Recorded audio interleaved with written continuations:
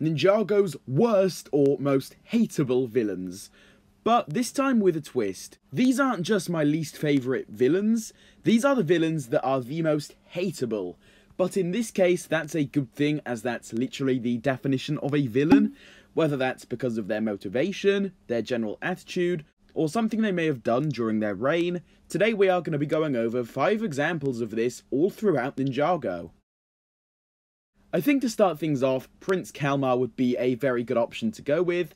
His motivation? Pure racism, pretty much.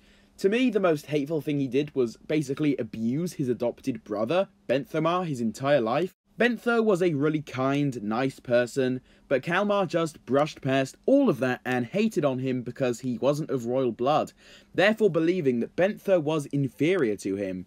It just instantly makes you hate this guy. On top of that, Kalmar is extremely selfish and only really cares for himself. Put those two things together and you get an extremely hateful villain.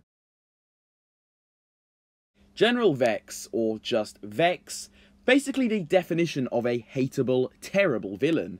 Vex is different from the other villains as his power comes in the form of pure manipulation. What he can't do in strength, he makes up for in the mind.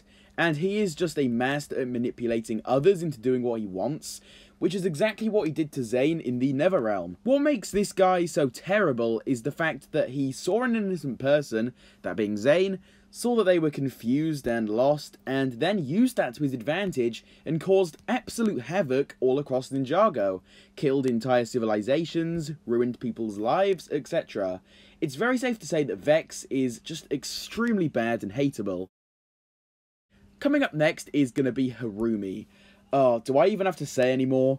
Now, while she's a terrible person and is so extremely horrible and hateable, I'll let her off slightly just because she developed a twisted mind after her parents died, but even so, her mindset was very clearly wrong. She developed a twisted mindset and essentially wanted to make the ninja pay for being so incompetent for not being able to defeat the Great Devourer.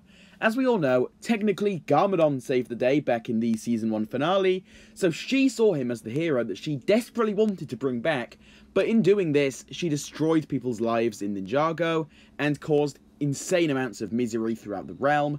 With that being said, I think it's very safe to say that Harumi is the definition of a terrible villain. However, up next is a villain that you may not instantly think of when being told, who's the worst villain? But regardless, I do believe he deserves to be here.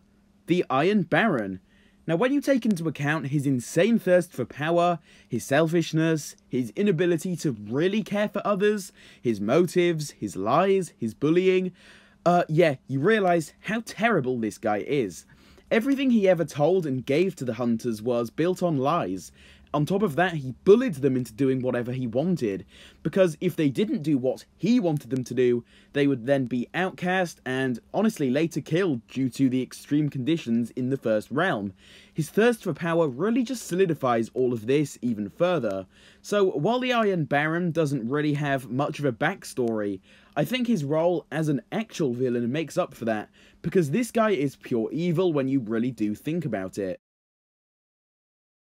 Finally though, one that maybe shouldn't really be here, but regardless, we are talking about the Skull Sorcerer. Now, he may have had some good intentions deep down as he wanted to better the lives of everybody in Shintaro. The way he did it was just, well, there's no other way to say it, terrible. He enslaved 2 innocent tribes of people, pitted them against each other by the power of lies, similar to the Iron Baron in that way, and then used that opportunity to enslave them and force them to constantly mine for Vengestone, which we still don't know all the details to as of right now. What makes this guy hateable is how he attempted to do good for his people. The Munts and the Geckles didn't do anything to truly deserve this, and you can't really help but feel sorry for them, and feel really angry towards the Skull Sorcerer, making him a really horrible, nasty villain. That's about all for this list though. Do be sure to let me know what your worst villains are in the comment section. I would love to hear some new and fresh opinions on all of this.